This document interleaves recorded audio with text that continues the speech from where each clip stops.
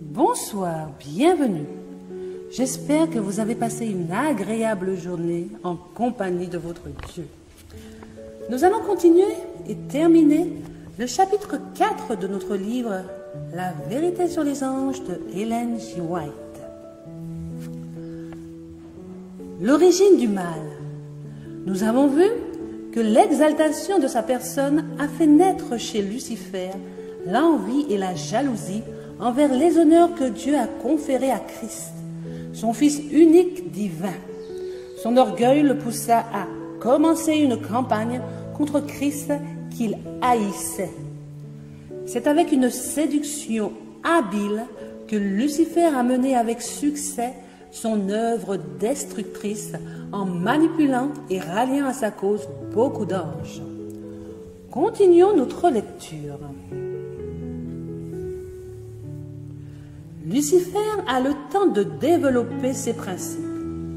Dans sa sagesse, Dieu n'a pas immédiatement expulsé Satan du ciel. Cet acte n'aurait rien changé à ses principes et n'aurait fait que renforcer sa rébellion, car il aurait suscité de la sympathie pour lui en tant que personne injustement traitée, et il aurait entraîné avec lui un nombre beaucoup plus important de personnes. Il doit être déplacé et avoir le temps de développer plus complètement ses principes. Satan se plaignait des défauts supposés de la gestion des choses célestes et cherchait à remplir l'esprit des anges de sa désaffection. Parce qu'il n'était pas suprême, il semait des graines de doute et d'incrédulité. Parce qu'il n'était pas comme Dieu, il s'efforçait d'instiller dans l'esprit des anges sa propre envie et son insatisfaction. C'est ainsi que les graines de l'aliénation furent plantées pour être ensuite extraites et présentées devant les cours célestes comme provenant non pas de Satan, mais des anges. Ainsi, le trompeur montrait que les anges pensaient comme lui. Ce que Satan avait instillé dans l'esprit des anges, un mot par-ci, un mot par-là, ouvrait la voie à une longue liste de suppositions. Avec son art, il leur arrachait des expressions de doute. Puis, lorsqu'il fut interrogé, il accusa ceux qui l'avaient éduqué. Il a rejeté toute la désaffection sur ceux qui l'avaient dirigé. Lucifer commença à insinuer des doutes concernant les lois qui régissent les êtres célestes, laissant entendre que, bien que des lois puissent être nécessaires pour les habitants des mondes, les anges, étant plus élevés, n'avaient pas besoin de telles contraintes, car leur propre sagesse était un guide suffisant. Lucifer chercha à abolir la loi de Dieu. Il prétendait que les intelligences non déchues du ciel saint n'avaient pas besoin de loi, mais qu'elles étaient capables de se gouverner elles-mêmes et de préserver une intégrité sans tache. Même les anges loyaux ne discernaient pas complètement son caractère. C'est pourquoi Dieu n'a pas détruit Satan sur le champ. S'il l'avait fait, les saints anges n'auraient pas perçu la justice et l'amour de Dieu. Un doute sur la bonté de Dieu aurait été comme une mauvaise graine qui aurait donné le fruit amer du péché et du malheur. C'est pourquoi l'auteur du mal a été épargné, afin de développer pleinement son caractère. Les anges débattent des problèmes. Alors que certains anges se joignaient à Satan dans sa rébellion, d'autres raisonnaient avec lui pour le dissuader de ses desseins, défendant l'honneur et la sagesse de Dieu en donnant l'autorité à son Fils. Satan a insisté pour savoir pourquoi le Christ a été doté d'un pouvoir illimité et d'un commandement aussi élevé au-dessus de lui-même. Satan refusa d'écouter. Puis, il se détourna des anges loyaux et véritables, les dénonçant comme des esclaves. Ces anges fidèles à Dieu restaient stupéfaits en voyant que Satan avait réussi dans ses efforts pour exciter la rébellion. Il leur promit un nouveau et meilleur gouvernement que celui qu'ils avaient alors, dans lequel tous seraient libres. Un grand nombre de personnes signifiaient leur intention d'accepter Satan comme leur chef et leur commandant en chef. Voyant que ces avances étaient couronnées de succès, il se flattait d'avoir encore tous les anges de son côté, d'être l'égal de Dieu lui-même et de faire entendre la voix de son autorité pour commander toute l'armée du ciel. Une fois de plus, les anges fidèles mirent Satan en garde et l'assurèrent de la conséquence qu'il aurait s'il persistait, à savoir que celui qui a pu créer les anges pouvait par sa puissance renverser toute leur autorité et leur terrible rébellion. Penser qu'un ange devait résister à la loi de Dieu qui était aussi sacrée que lui-même. Ils mirent en garde les rebelles de fermer leurs oreilles au raisonnement trompeur de Satan et conseillèrent à Satan et à tous ceux qui avaient été affectés par lui d'aller vers Dieu et de confesser leurs torts pour avoir ne serait-ce qu'admis la pensée de remettre en cause son autorité. Satan était habile dans la présentation de sa version de la question. Dès qu'il constatait qu'une position était vue sous son vrai jour, il la remplaçait par une autre. Ce n'est pas le cas de Dieu.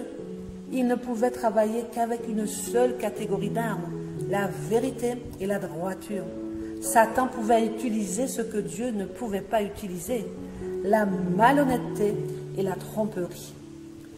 Le subterfuge de Satan était si subtil qu'il ne pouvait pas apparaître devant l'armée céleste comme ce qu'il était réellement.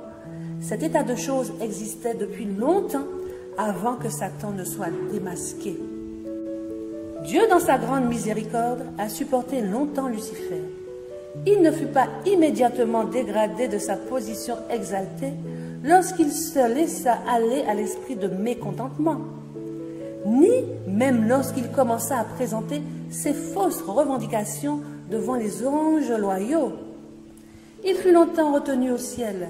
À maintes reprises, on lui a offert le pardon à condition qu'il se repente et se soumette. L'esprit de mécontentement et de désaffection n'avait jamais été connu auparavant dans le ciel. C'était un élément nouveau, étrange, mystérieux, inexplicable. Lucifer lui-même n'avait pas d'abord connu la nature réelle de ses sentiments. Pendant un certain temps, il avait craint d'exprimer les travaux et les imaginations de son esprit. Pourtant, il ne les avait pas rejetés. Il ne voyait pas où il dérivait, mais des efforts que seul l'amour et la sagesse infinie pouvaient concevoir furent faits pour le convaincre de son erreur. On lui prouva que sa désaffection était sans cause, et on lui fit voir quel serait le résultat s'il persistait dans sa révolte. Lucifer a été convaincu qu'il était dans l'erreur. Il vit que les statuts divins étaient justes et qu'il devait les reconnaître comme tels devant tout le ciel. S'il avait fait cela, il aurait pu se sauver et sauver beaucoup d'anges. À cette époque, il n'avait pas encore totalement renoncé à son allégeance à Dieu. Bien qu'il ait quitté sa position de chérubin protecteur, s'il avait été disposé à revenir à Dieu, reconnaissant la sagesse du Créateur et satisfait de remplir la place qui lui était assignée dans le grand plan de Dieu, il aurait été réintégré dans sa fonction. Le moment était venu de prendre une décision finale. Il devait se soumettre entièrement à la souveraineté divine ou se mettre en rébellion ouverte. Il a failli prendre la décision de revenir, mais l'orgueil le lui a interdit. Dieu relève le défi de Satan. Dans les conseils du ciel, il a été décidé d'appliquer des principes qui ne détruiraient pas immédiatement le pouvoir de Satan. Car le but de Dieu était de placer les choses sur une base éternelle de sécurité. Il faut laisser à Satan le temps de développer les principes qui constituaient le fondement de son gouvernement. L'univers céleste doit voir s'élaborer les principes que Satan a déclarés supérieurs aux principes de Dieu. L'ordre de Dieu doit être mis en contraste avec l'ordre de Satan. Les principes corrupteurs de la domination de Satan doivent être révélés. Les principes de justice exprimés dans la loi de Dieu doivent être démontrés comme étant immuables, parfaits, éternels. Les anges fidèles se hâtent vers le Fils de Dieu et l'informent de ce qui se passe parmi les anges. Ils trouvent le Père en conférence avec son Fils bien-aimé, afin de déterminer les moyens par lesquels, pour le plus grand bien des anges loyaux, l'autorité supposée de Satan pourrait être renversée pour toujours. Le grand Dieu aurait pu sur le champ chasser du ciel cet archétype de trompeur, mais ce n'était pas son intention. Il voulait donner aux rebelles une chance égale de mesurer leur force et leur puissance avec son propre Fils et ses anges fidèles. Dans cette bataille, chaque ange choisirait son propre camp et se manifesterait à tous. Lucifer devient Satan. Satan est déterminé à se faire un centre d'influence. S'il ne pouvait être la plus haute autorité du ciel, il serait la plus haute autorité en rébellion contre le gouvernement du ciel. Il serait le chef pour contrôler et non pour être contrôlé. De nombreux sympathisants de Satan étaient enclins à écouter les conseils des anges loyaux, à se repentir de leur mécontentement et à être de nouveau reçus dans la confiance du Père et de son cher Fils. Le puissant révolté déclare alors qu'il connaissait la loi de Dieu et que s'il devait se soumettre à une obéissance servile, son honneur lui serait retiré. On ne lui confierait plus sa mission exaltée. Il leur dit que lui-même et eux aussi étaient allés trop loin pour revenir en arrière et qu'il en braverait les conséquences, car il ne s'inclinerait jamais en une adoration servile devant le Fils de Dieu, que Dieu ne pardonnerait pas, et que maintenant, ils devaient affirmer leur liberté et gagner par la force la position et l'autorité qui ne leur avaient pas été accordées de plein gré. En ce qui concerne Satan lui-même, il est vrai qu'il est allé trop loin pour revenir. Mais il n'en était pas de même pour ceux qui avaient été aveuglés par ces tromperies. Pour eux, les conseils et les supplications des anges loyaux ouvraient une porte d'espoir. Et s'ils avaient tenu compte de l'avertissement, ils auraient pu se libérer du piège de Satan. Mais l'orgueil, l'amour de leur chef et le désir d'une liberté illimitée ont été autorisés à prendre le dessus. Et les supplications de l'amour et de la miséricorde divin ont finalement été rejetées. Les anges comparaissent devant Dieu. Toute l'armée céleste a été convoquée devant le Père pour que chaque cas soit déterminé. Satan n'a pas caché son mécontentement de voir le Christ préféré à lui.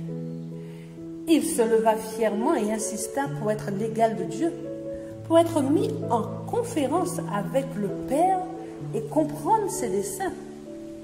Dieu informa Satan qu'il ne révélerait ses desseins secrets qu'à son Fils et qu'il exigeait de toute la famille céleste, même de Satan, une obéissance implicite et incontestée, mais qu'il s'était montré indigne d'une place au ciel.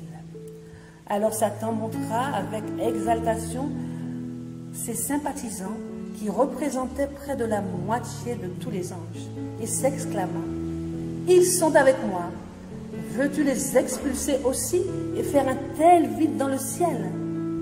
Il déclara alors qu'ils étaient prêts à résister à l'autorité du Christ et à défendre sa place dans le ciel par la force et la puissance, force contre force. Jusqu'à la fin de la controverse dans le ciel, le grand usurpateur a continué à se justifier. Lorsqu'il fut annoncé qu'avec tous les sympathisants, il devait être expulsé des demeures de la félicité, le chef rebelle avoua hardiment son mépris pour la loi du Créateur. Il réitère son affirmation selon laquelle les anges n'ont pas besoin d'être contrôlés, mais qu'il faut les laisser suivre leur propre volonté, qui les guidera toujours dans le droit chemin. Il dénonce les statuts divins comme une restriction de leur liberté et déclare que son but est d'obtenir l'abolition de la loi, afin que, libérés de ces contraintes, les armées du ciel puissent entrer dans un état d'existence plus élevé et plus glorieux. D'un commun accord, Satan et son armée ont rejeté toute la responsabilité de leur rébellion sur le Christ, déclarant que s'il n'avait pas été réprimandé, il ne se serait jamais rebellé.